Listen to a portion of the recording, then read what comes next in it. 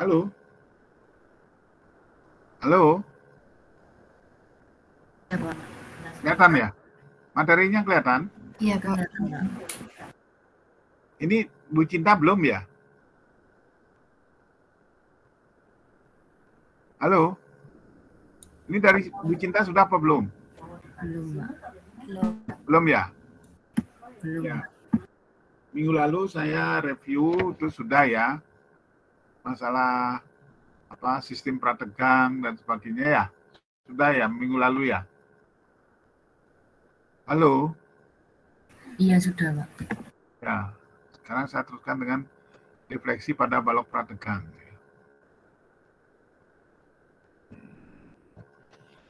Yang pertama, kemudahan mendeteksi defleksi beton prategan dibandingkan beton bertulang.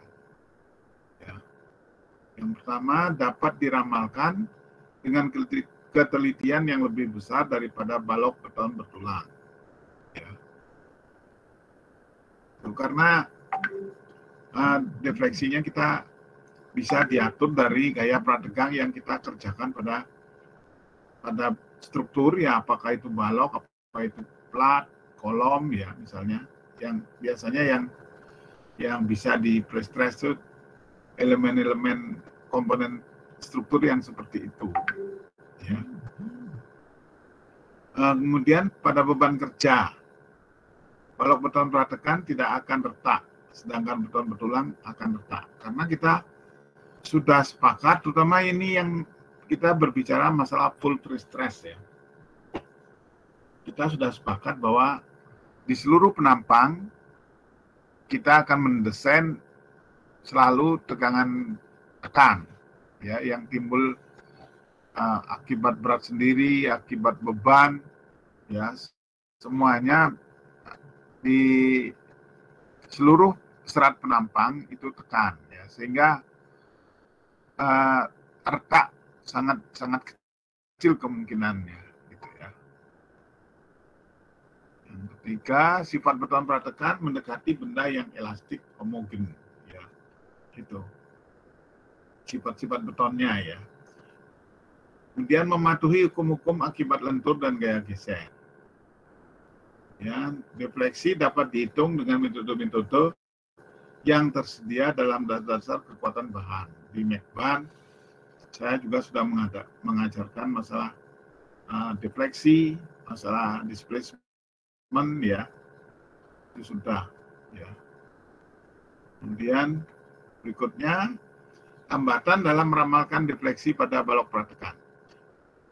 Yang pertama, sulit menentukan nilai modulus elastisitas betonnya dengan ketelitian 10-20%. Ya. Ini harus melalui benar-benar dengan trial ya, bisa dapat modulus elastisitas beton yang akurat. Ya. Yang kedua, sulit memperkirakan defleksi akibat rangka atau creep. Ya. Creep itu adalah retak beton akibat gaya tekan yang terus-menerus ya. Karena pre-stress itu kan kita memberdayakan pratekanan terhadap penampang betonnya. Kemudian berikutnya adalah faktor-faktor yang mempengaruhi defleksi. Yang pertama, beban terpasang dan berat sendiri. Ya. Besarnya gaya pratekan. Jadi berapa besarnya kita memberikan tekanan. Tadi sudah saya sampaikan bahwa akibat gaya pratekan yang kita desain, yang kita akan rencanakan untuk kita kerjakan pada penampang beton, itu menentukan tingkat apakah akan defleksi apa tidak. Itu juga menentukan ya. Kalau gaya prategannya terlalu kecil, kemungkinan besar defleksi akan kemungkinannya akan besar terjadi. Kemudian profil memanjang kabel itu juga menentukan apakah kabel lurus ya, sesuai beberapa teori kan sudah ada saya berikan kabel lurus itu pun ada yang persis di CGC ya, CGS berhimpit dengan CGC, atau CGS-nya mempunyai eksentrisitas terhadap CGC. Ya. Kalau yang lengkung parabola itu yang di tepi bisa berhimpit dengan CGC, bisa juga sebetulnya ada eksentrisnya ya, bisa juga. Nanti ada beberapa contoh nanti ya. Kemudian profil memanjang kabel tadi sudah ya ini ya. Kemudian yang berikutnya momen inersia penampang melintang. Nah ini itu menyangkut desain dimensi yang kita harapkan ya bisa menahan beban layan nanti. Ya. Kemudian yang kelima modulus elastisitas beton. Nah, ini tadi yang di hambatan ini loh. Ini sangat tergantung dari ini faktor-faktor itu ya. Modulus elastisitas beton, kemudian susut rangka dan relaksasi tegangan baja. Ya, ini menyangkut kehilangan. Kehilangan sudah ya, kehilangan tegangan dalam pre-stress sudah ya. Sudah, Halo, Pak. sudah ya? Sudah, Pak. Sudah ya. Ya, atau nanti mungkin saya coba review lagi mungkin nanti ya. Kemudian panjang bentang itu juga menentukan ya. Itu sudah logikanya sudah jelas itu. Kemudian kondisi penjepitan. Ya. Tumpuan yang bebas dengan jepit tentu berbeda defleksinya ya. Lanjut. Kemudian tinjauan analisis terhadap defleksi sekarang ya. Yang pertama, tinjauan terhadap penampang struktur prarta. Ya. Penampang melintang masih utuh, efektif ya. Kemudian momen inersia penampang dihitung masih utuh. Kemudian perhitungan defleksi jangka pendek atau seketika. Kemudian terjadi sesaat setelah pemindahan gaya pratekan ke penampang struktur balok. Itu defleksi yang seketika itu kasusnya ini. Ya. Terjadi sesaat setelah pemindahan gaya pratekan ke penampang struktur balok. Ya. Berikutnya, pada pemberian beban dapat dilakukan dengan memakai teori Moore. Nanti teori Moore-nya akan saya berikan berikutnya. Kemudian tinjauan terhadap yang kedua ini ya, tinjauan terhadap penampang struktur pasca retak. Pasca retak, struktur beton pratekan berperilaku sama seperti beton bertulang. Ya. Bahkan lebih rawan keruntuhan beton pre-stress daripada beton bertulang. Ya. Yang kedua, perhitungan defleksi ditinjau dari momen lengkung dengan memperhitungkan sifat-sifat penampang struktur yang retak. Dalam keadaan kasus di atas, ya, yang pertama pengaruh rangka dan susut beton dapat menaikkan defleksi jangka panjang di bawah beban yang terus-menerus. Ya, jadi pengaruh rangka itu adalah creep ya, susut beton itu shrinkage. Ya. Nah, diperhitungkan memakai metode empiris, memakai ini modulus elastisitas betonnya itu yang efektif atau jangka panjang ya. Atau memakai defleksi jangka pendek dikalikan dengan faktor-faktor yang sesuai. Kemudian sekarang defleksi jangka pendek.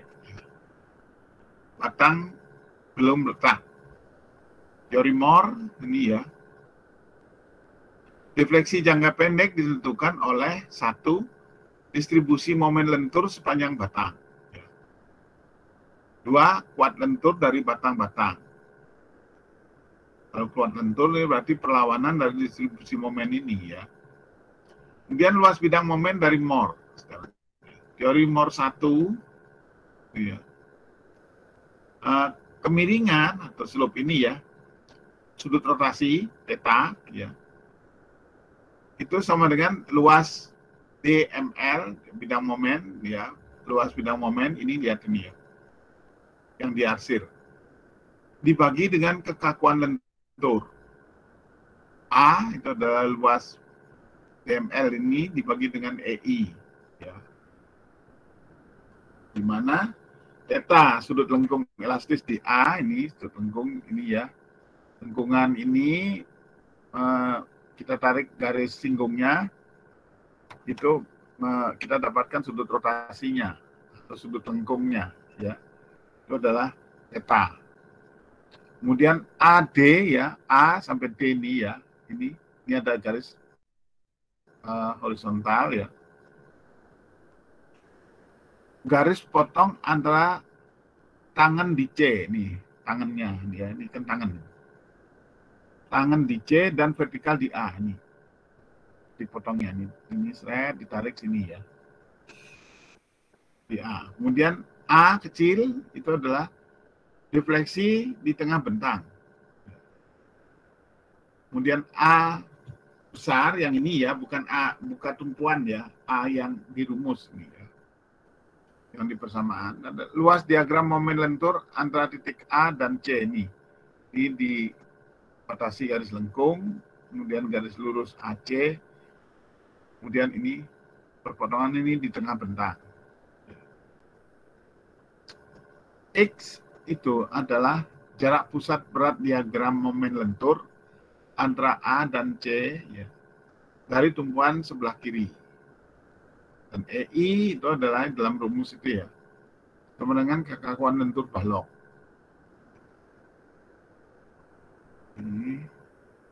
Kemudian teori 2 Mohr sekarang ya.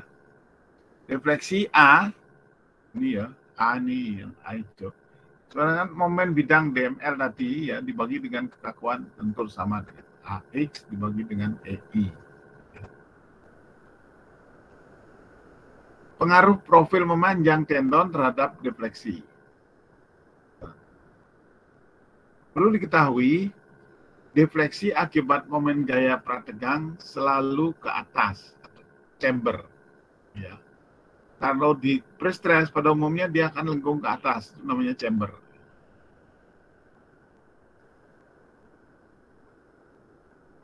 Kalau tendonnya lurus sekarang seperti ini ya, yang mempunyai eksentrisitas E terhadap, ini adalah CGS yang di F ini ya, F kiri sama D berhubungan dengan F kanan, terus kemudian ini ada CGC yang di atasnya ya, ini dengan jarak E, sehingga A itu adalah F kalikan E itu adalah momen ya, F kali E itu adalah momen, L adalah panjang bentang ya, kalikan L per 4 ya, kalikan L per 4 kalikan L per EI ya.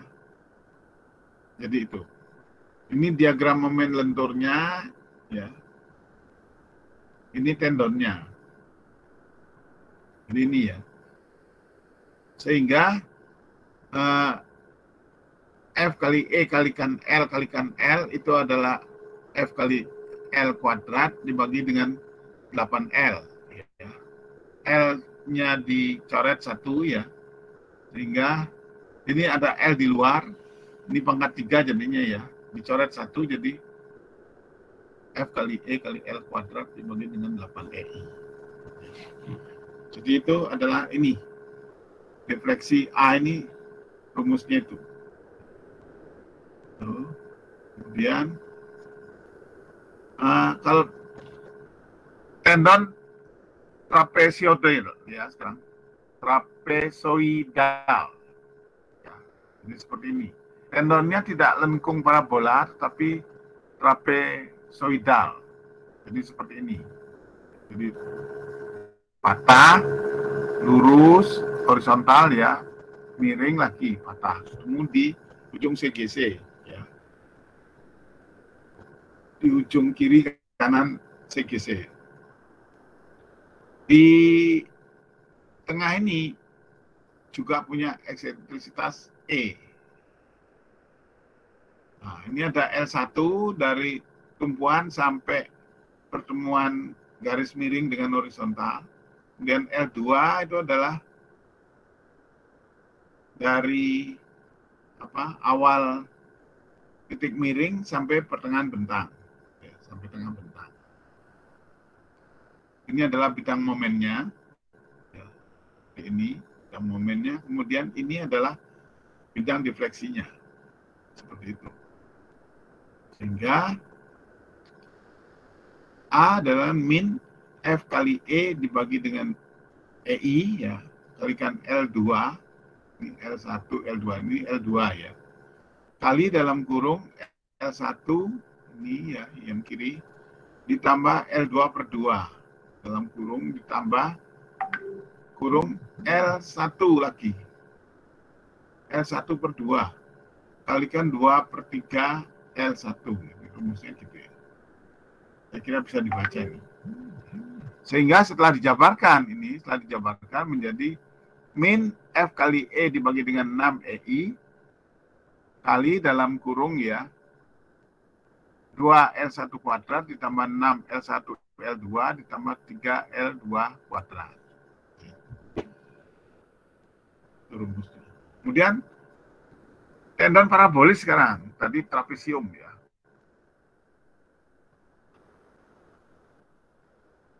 Tendon parabolis seperti ini ya, lengkung parabola. Sama seperti tadi, ini ada CGC, kemudian ini CGS-nya di eksentrisitas maksimum melalui tengah bentang, sedangkan di tumpuan kembali bertemu dengan CGC. Ya. Jadi momennya seperti ini, ya. DML ini momennya ya. Ini adalah titik berat untuk separuh ya. Untuk separuh bentang itu 5/8 kalikan L per 2. Letak titiknya. Di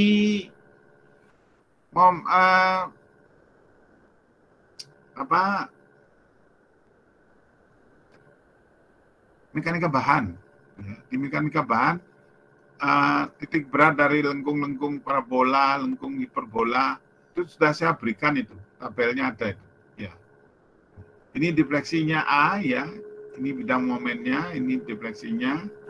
Itu adalah A sama dengan F kali E, jadi gaya prategang kalikan eksentrisitasnya E dibagi dengan EI kali 2L kali 5L dibagi dengan 3 dibagi 2. Atau gini ya, 2 per 3 kali L per 2 kali 5/8 kali L per 2. Ya. Itu sama dengan min F kali E kalikan L kuadrat dibagi dengan 48 EI. Ini kalau F kali E diganti M, jadi ML kuadrat dibagi dengan 48 EI. Ya, seperti itu. Kemudian sekarang, tadi kan saya sudah bilang, tidak selalu tendon prategang itu selalu berimpit di CGC di tumpuan ya. Bisa juga dia eksentris seperti ini. Nah, ada E2, E1 di tengah bentang eksentrisitasnya, E2 di tumpuan ya. Sehingga di sini defleksinya menjadi awalnya itu ya min 5/48 kali ini dasarnya dari McBan ya, ini dasarnya dari McBan sama rumus Moore tadi ya, kalikan F kalikan E2 ya, kalikan E2 dikalikan L dikalikan L kuadrat lagi dibagi dengan EI kali dalam kurung E1 plus E2 ya, E1 plus E2 kurung tutup ditambah kurung buka F kalikan E2 kalikan L kuadrat dibagi dengan 8 EI. Sehingga setelah dijabarkan, dijalankan ini ya, hasilnya itu A sama dengan F kalikan L kuadrat dibagi dengan 48 EI kali dalam kurung min 5E1 ditambah E2. Jadi A yang ini adalah defleksi, ya. Ini adalah bidang momennya. Ini F kalikan E2. diagramnya ini. Oh, ini kok.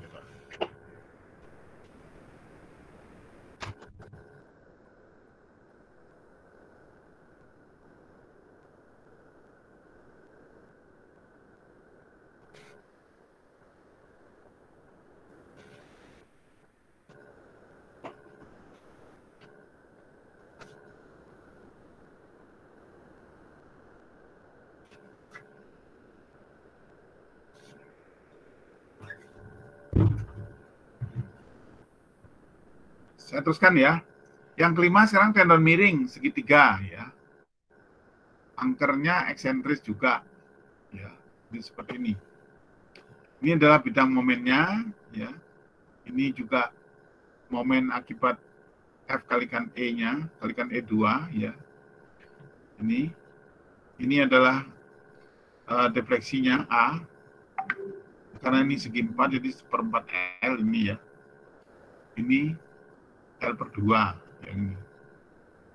Nah, gimana nih? Nah, ini A itu adalah defleksinya kurung ya, min F kalikan L kuadrat ya, dibagi dengan 12 EI kali dalam kurung E1 plus E2 dalam kurung tutup ya, kali ditambah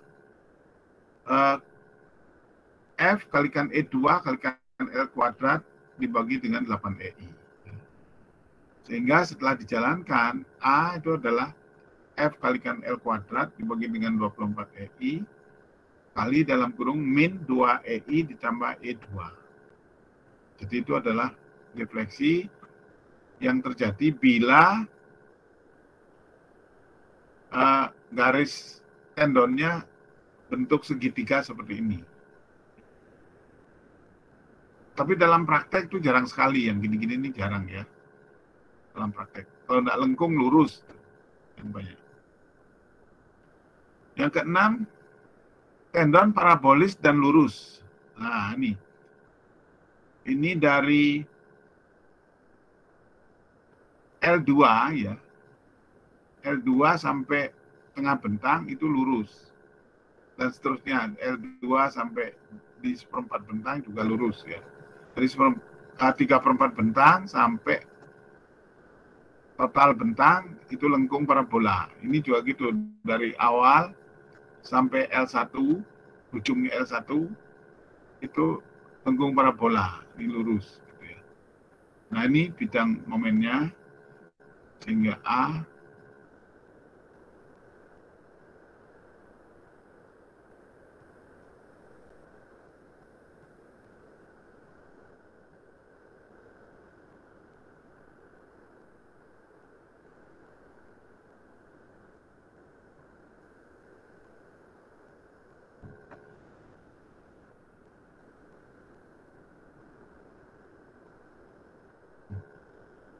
itu adalah asalnya itu F kali E dibagi dengan EI kali dalam kurung 2/3 kalikan L1 kalikan 5/8 L1 ya. Ditambah L2 kali dalam kurung L1 ditambah L2/2 dalam kurung ya. Sehingga setelah dijalankan dan dijabarkan sehingga menjadi min F kali E per 12 EI kali dalam kurung 5 L1 kuadrat ditambah 12 L1 kalikan L2 ditambah 6 kalikan L2 kuadrat. Gitu.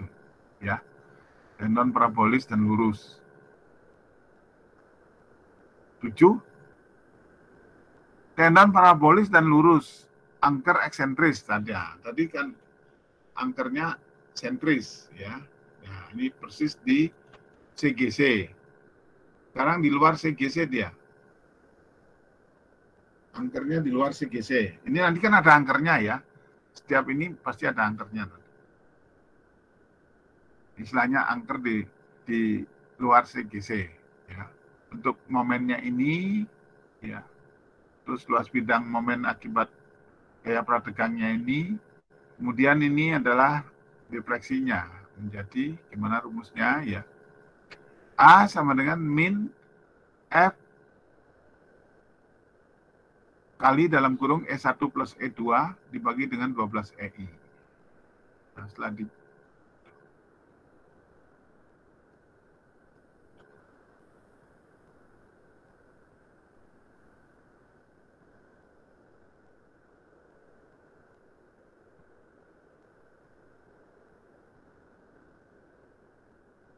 nah, ini ya. A sama dengan min F kali dalam kurung E1 plus E2 dibagi dengan 12 EI kali dalam kurung 5L1 ditambah 12L1 kalikan L2 ditambah L2 kuadrat ditambah lagi dalam kurung F kalikan E2 kalikan L2 dibagi dengan 8 EI. Jadi seperti ini.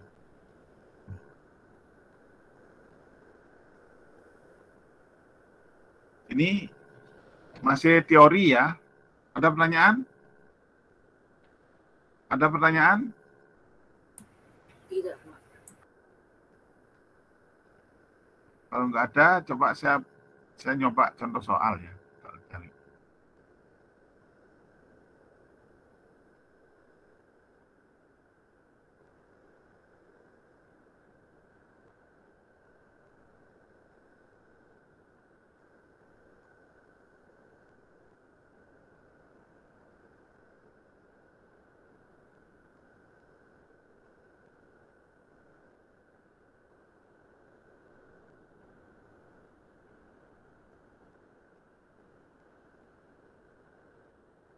Tadi itu baru defleksi jangka pendek ya. Defleksi jangka pendek, sekarang saya teruskan dengan defleksi jangka panjang ya.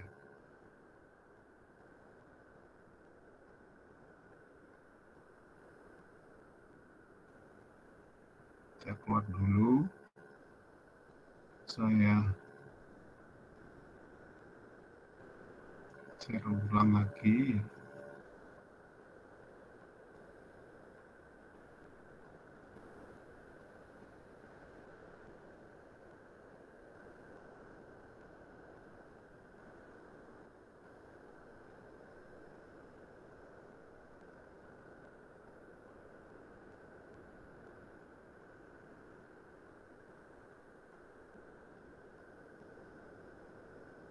Kelihatan ya? Kelihatan, Pak. Ya. Oke. Sekarang defleksi jangka panjang ya. Akibat defleksi batang-batang pratekan yang berubah menurut waktu, ya. Satu, akibat rangka, creep. Ya. Apa yang saya katakan, bahwa creep itu struktur akan memendek secara evolusi, karena dia terus-menerus ditekan. Ya. Kemudian akibat susut atau shrinkage, ini juga berhubungan dengan waktu ya.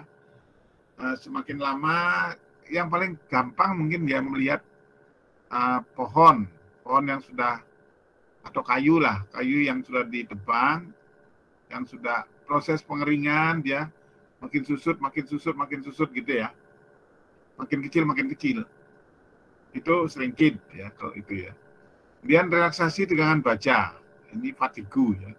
Relaksasi itu kelelahan ya sebetulnya. Kalau bahasa ininya fatigue. Defleksi diperhitungkan berdasarkan gaya pratekan ke atas atau chamber dan gaya transversal akibat berat sendiri dan beban kerja atau gravitasi.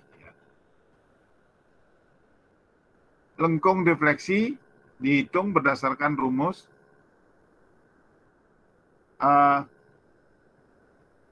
ini V aja ya ngomongnya. VT itu sama VMT ditambah VPT. Di mana VMT itu adalah perubahan lentur akibat beban transversal. Ya. VPT itu adalah perubahan lentur akibat pratekan. Atau pratekan juga boleh. Ya. Dalam kondisi praktis, rangka beton dianggap terjadi pada tegangan konstan. Sehingga creep strain ya regangan creep ya, creep strain itu akibat beban transversal dihitung langsung sebagai koefisien rangka. Maka perubahan lentur dapat dihitung berdasarkan rumus PMT itu sama dengan dalam kurung 1 plus P kalikan PI. Ya. Di mana V koefisien rangka, PI itu adalah inisial lentur. Sesaat setelah beban transversal bekerja. Jadi lentur awal sesaat setelah beban bekerja. Nah, ini ada contohnya ya. Defleksi akibat relaksasi strain tendon. LP adalah FI min FT. Di mana FI sama dengan inisial pratekan. Pratekan awal. FT adalah pratekan setelah selang waktu T. Defleksi akibat pratekan setelah selang waktu T itu adalah VPT itu sama dengan min FI kalikan E dibagi dengan EI kali dalam kurung 1 min LP per FI ditambah dalam kurung 1 min LP per 2 FI dalam kurung tutup kali theta. Ya. Di mana E itu adalah eksentrisitas gaya pratekan pada titik yang ditinjau. Ya. Saya kira kalau E itu tidak ada masalah ya. EI adalah kekuatan struktur. Ya. Defleksi jangka panjang total setelah selang waktu T itu adalah AT sama dengan AI1 kali dalam kurung 1 plus V dalam kurung ya min A kali AIP ya, bukan kali ya. AIP kali dalam kurung 1 min LP per FI ditambah dalam kurung 1 min LP per 2 FI dalam kurung kali V. Di mana AI1 itu adalah defleksi awal akibat beban transversal. Kemudian AIP adalah defleksi awal akibat pratekan. Pada umumnya kalau akibat pratekan mesti ke atas, itu disebut chamber. Kemudian setelah melalui penyederhanaan menurut Teilin, rumus defleksi menjadi AT sama dengan AI1 dikurangi AIP kalikan FT min FI dalam kurung ya kali dalam kurung 1 plus P. Ini contoh soalnya ya.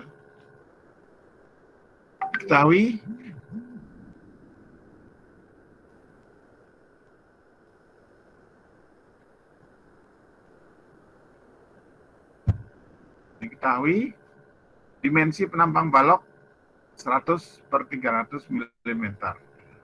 Tendon parabolis dengan E di tengah bentang 50 mm. Gaya pratekan awal FI 240 kN, E adalah 38.000 Newton per milimeter persegi atau MPa juga boleh ini ya.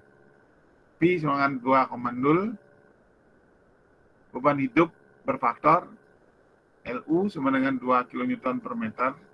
Kalau sudah berfaktor, ada U-nya tidak perlu dikalikan faktor lagi ya. Kehilangan pratekan 20%, sama 0,2 kalikan FI. Ditanya A, defleksi seketika, jangka pendek. B, defleksi jangka panjang. Ini kalau digambarkan kasusnya seperti ini ya. Jadi ini ada lengkung parabola dengan E di tengah bentang ya. Bentangnya 10 tadi ya. Ini LU-nya 2 kN per meter. Ini baloknya 100 kali 300. Ini ada tendon di tengah bentang segini ya. Ini jaraknya tidak boleh kurang dari 100 ini. Dari serat bawah. Ini ya. Garis lengkung E ini ya. Tidak boleh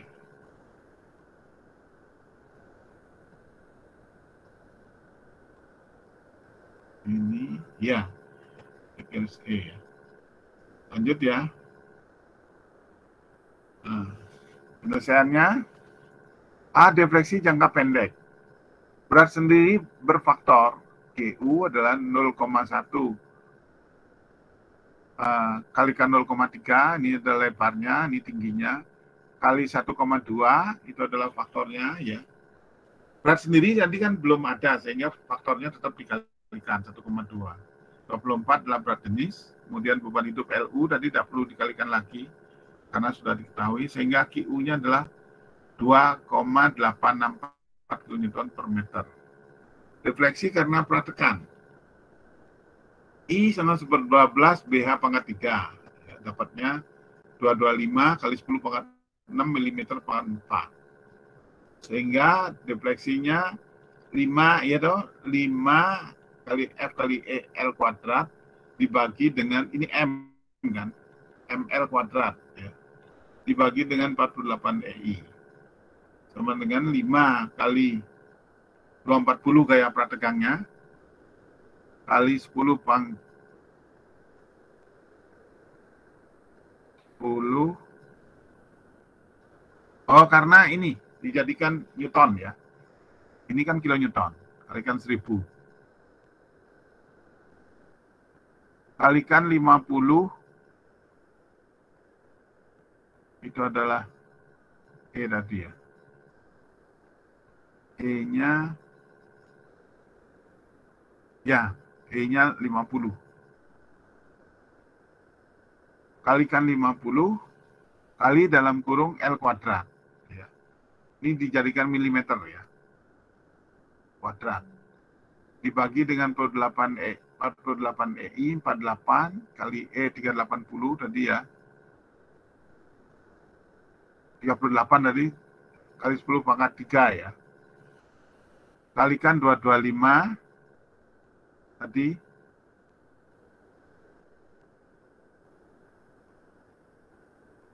kalikan 225 kali 10 pangkat 6 ya. Hasilnya 1,46 mm ke atas. Kemudian defleksi ke akibat berat sendiri dan beban hidup adalah 5 QU kalikan L pangkat 4 dibagi dengan 384 EI. Itu tadi QU-nya adalah 2864 ya.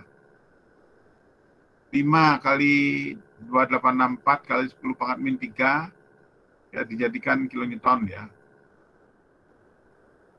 Kalikan 10 kali ya pangkat 4, GL pangkat 4 ya, 10 kali 1000 dibagi dengan 384, E itu 380 kali 10 pangkat 3 kali 225 kali 10 pangkat 6 ya. Itu hasilnya 4,66 mm itu ke bawah. Defleksi total adalah 4,36 dikurangi 1,46 adalah 2,9 mm ke bawah. Itu hasilnya. B. Defleksi jangka panjang. Kemudian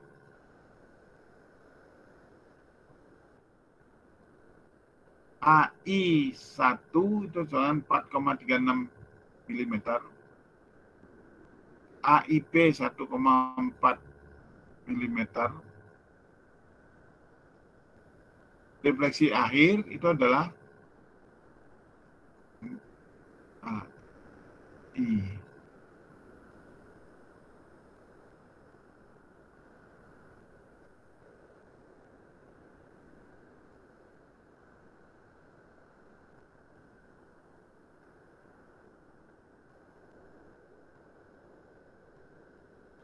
Defleksi akhir AT sama 4,36 ya.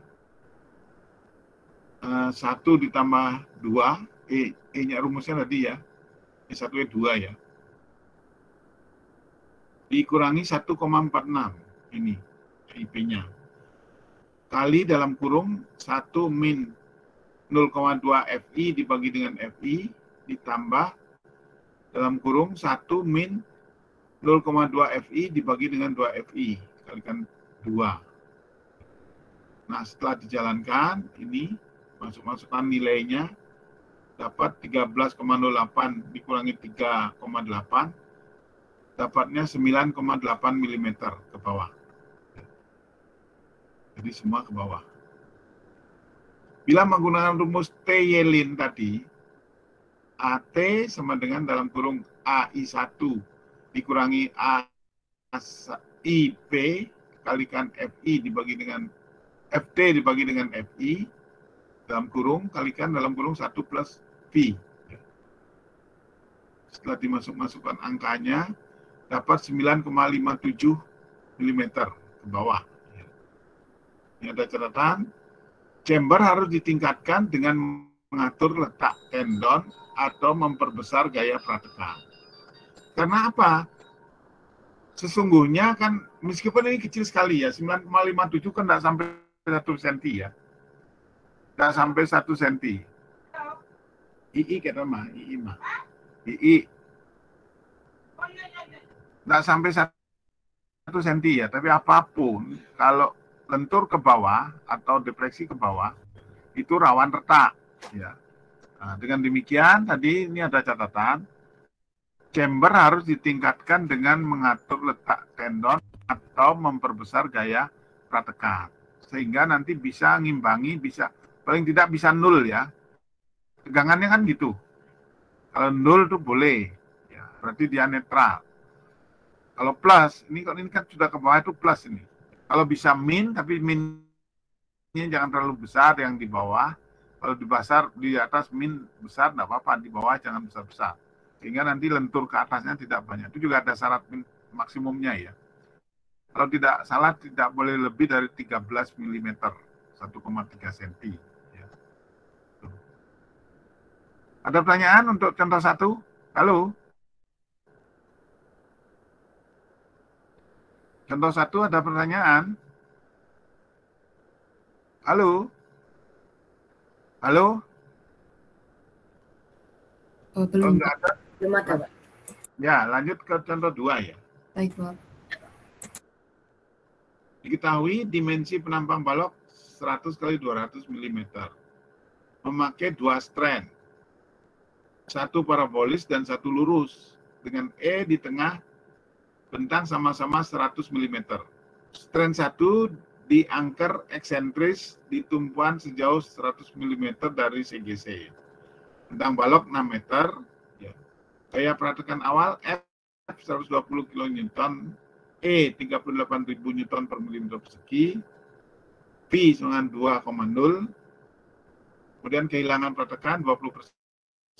Jari-jari inersia 120 mm. Memikul 2 beban terpusat masing-masing 20 kN terletak sepertiga bentang dari tumpuan. Kemudian ECE setelah 2 tahun adalah sepertiga EC. Setelah mengalami kurun waktu 2 tahun sepertiga EC. Ditanya A, defleksi seketika jangka pendek di tengah bentang.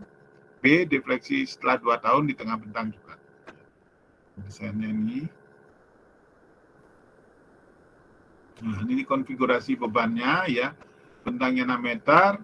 Jadi nanti ini ada yang tendon lurus, ini ya. Kemudian yang ini tendonnya lengkung ya, tapi dia eksentris terhadap CGC.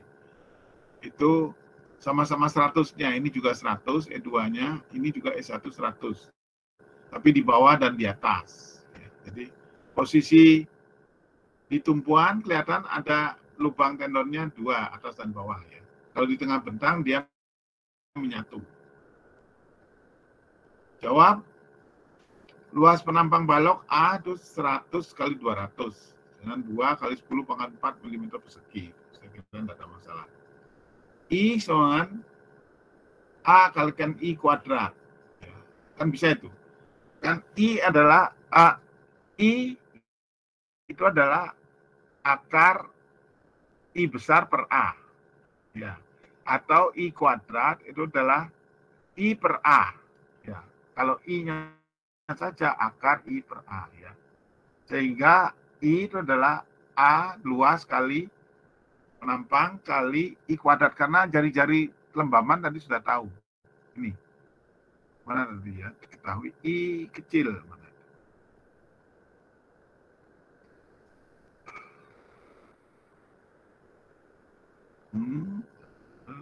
Jari-jari mana tadi ngomong jari-jari. Ini jari-jari inersia 120 mm. Nah, jadi A kalikan I kuadrat 2 kali 10 pangkat 4 kalikan 120 kuadrat, hasilnya 288 kali 10 pangkat 6 mm pangkat 4. Kemudian berat sendiri balok berfaktor seperti tadi, GU sama dengan 0,1 kali 0,2 kali 24 kalikan faktornya. Ini. Ya. Kemudian defleksi seketika. Defleksi ke bawah karena berat sendiri. Ya. Ini 5 kali 0,0057 ini tadi ya. Berat sendiri ini. Kali bentang pangkat 4. Ya. Jadi 5 KL pangkat 4. Dibagi dengan 384 EI. Hasilnya 0,89 mm. Defleksi karena beban terpusat. 23 PL pangkat 3 ya, dibagi dengan 648 EI. Ini rumusnya ya. Hasilnya 23 kali 20 ya, kali 6.000 pangkat 3, ini bentangnya ya. Dan bagi 648 E, ini I-nya. Hasilnya 14,1 mm. Lanjut. Defleksi karena gaya pratekan itu adalah akibat strain parabolis. Ini PL kuadrat dibagi dengan 48 EI kali dalam kurung min 5 EI 5E1 ditambah E2.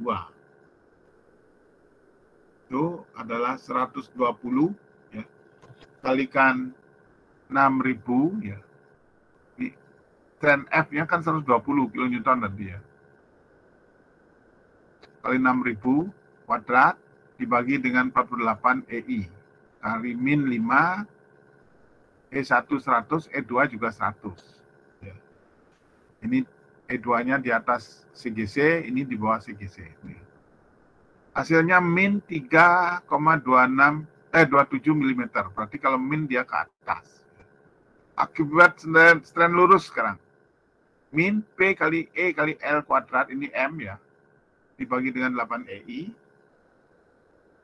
Itu setelah dimasukkan angkanya, hasilnya min 4,92 ke atas. Defleksi seketika karena pratekan plus berat sendiri plus beban P itu adalah min ini ya tadi. Min 3 itu adalah chamber akibat lengkung parabola. Ini akibat lurus min 4,92 tadi. Ini adalah akibat berat sendiri. Iya, ini akibat beban P 14,1. Hasilnya itu adalah 6,8 mm ke bawah. B. Defleksi setelah 2 tahun. Ya. ECE sepertiga EC tadi kayak ini tidak ada ketentuannya. Jadi, dan kehilangan pratekan 20%.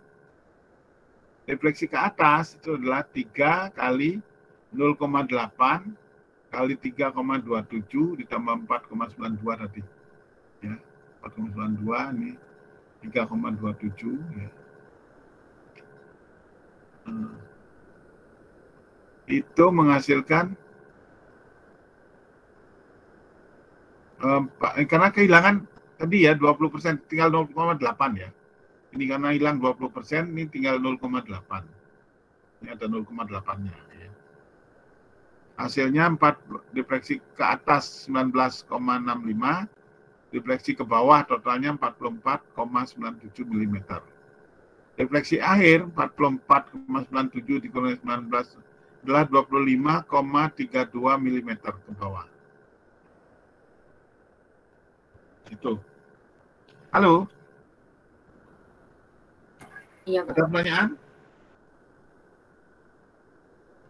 Belum, Pak. Ada.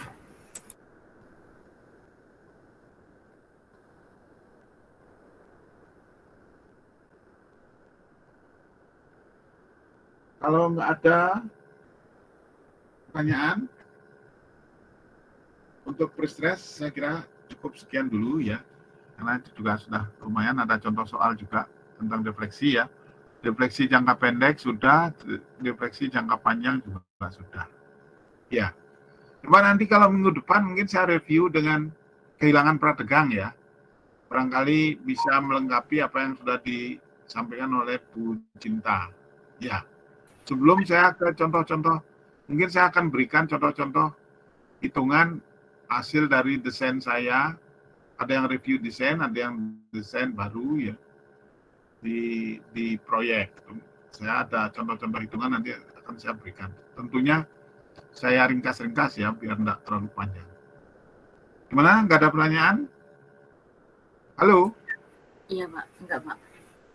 Jangan lupa absen ya. Nanti Baik. absennya dikirimkan ke Pak Brian. Ya. Baik, Pak. Oke. Kalau tidak ada pertanyaan, saya sampai di sini dulu, sampai ketemu minggu depan. Saya langsung live ya.